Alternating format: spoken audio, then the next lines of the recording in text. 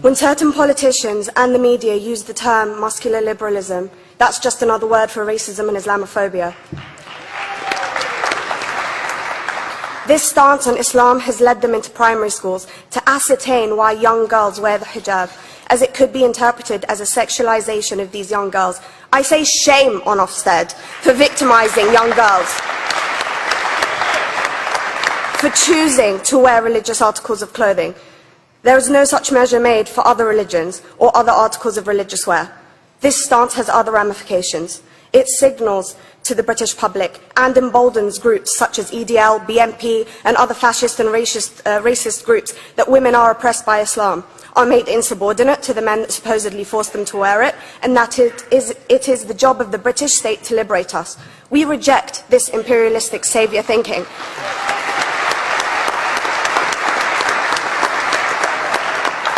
And I am here to state for all people who choose to practice their beliefs openly that we are not oppressed by our faith. Islam is not one homogeneous block. There are Muslim women who do not wear the hijab, and that is their interpretation of their faith. The Quran beautifully states, "La ikraha fid din," which translates to, "There is no compulsion in religion." My faith has given me the right to choose 1,400 years before the Universal Declaration of Human Rights told me I could. A fun fact for you, conference. My dad didn't want me to wear the hijab. I chose to. Those of faith, thank you. Those of faith should have the right to choose to wear their articles of faith. Sikhs wearing the turban, Jews wearing the kippah, or Christians wearing the crucifix. Practicing my right to freedom of expression through the hijab empowers me and other women like me to know that we are able to make decisions for ourselves. Through the hijab, women like me feel empowered to overcome the social expectations of sexualization that is relevant and has currently resulted in many cases of anxiety and worse.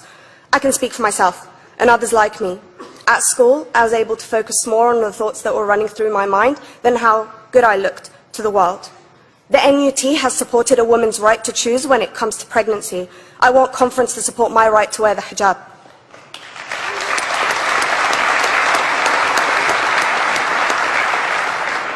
How I choose to practice my faith is clearly displayed for all to see.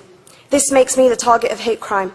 The level of racist attacks on Muslim women is disproportionate to any other oppressed group in British society because we are an easy target. This decision by OFSTED has ramifications beyond the school gates and must be seen in the context of increased attacks on the Muslim community and perpetuates the outdated notion that Muslim women are victims. I was on a trip last year to Hampton Court with my Year 7s, where a man felt comfortable to call me a terrorist. As a Muslim woman, I'm not a victim, so I challenged him. He denied it. I'm sure you've heard of the Punish a Muslim Day. It's been spoken about a few times already this morning. And as a Muslim, I'm actually quite optimistic. They're trying to limit it to one day. That's 364 less than normal.